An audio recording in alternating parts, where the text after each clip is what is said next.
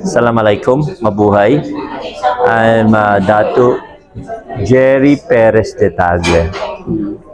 And so I'm very happy because today I received my Datuship bestowal from His Royal Highness Tomas Kabili II, as witnessed by Sultan Guru this afternoon, February 16, year of our Lord 2024.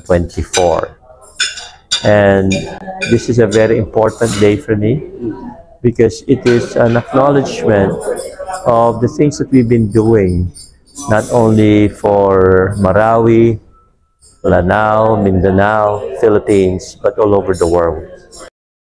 In our advocacy for peace and unity, making a difference in people's lives, working with a foundation of a moral code, as written by L. Ron Hubbard in the book, The Way to Happiness. So this was a celebration of L. Ron and the work that has been done.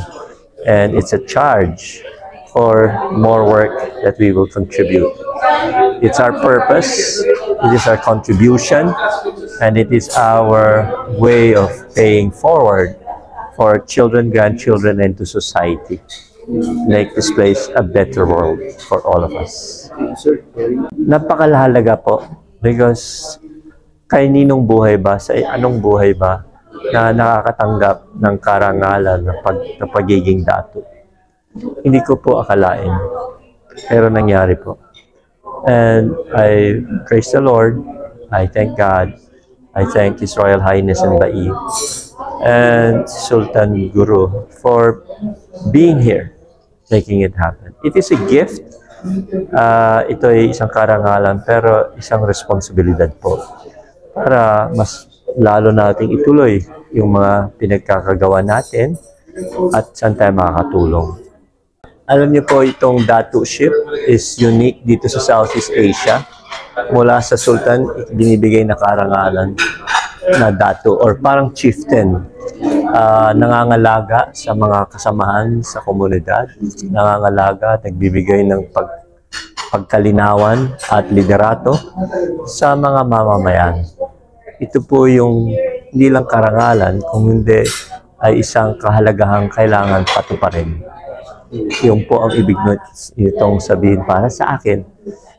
Nagbibigay, nag-udyok sa akin na ipagpatuloy, lalong bigyan ng magandang pagmamahal, pagbibigay ng oras, at pagbibigay ng buong puso, taos-pusong pagbibigay.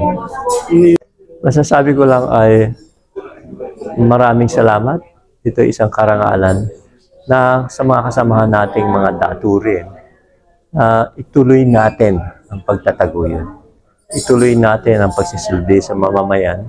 Ituloy natin ang pagsasabuhay ng ating purpose, ng ating karangalang paraan po ba talaga ang nag-uudyok sa buhay natin. Lalo nating palalimin po yun. Yun ang gusto kong sabihin. At makikita to sa aksyon. Umaksyon po tayo. Dahil maraming pangangailangan sa bansa, sa mundo. Maraming kaguluhan ng isip. Maraming pag-aaway-away. Maraming kalituhan. So, magbigay linaw po tayo.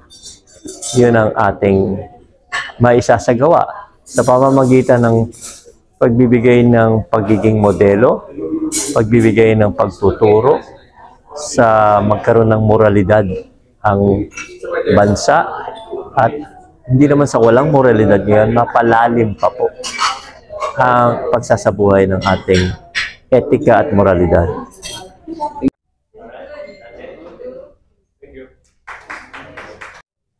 Ready? Nakatingin.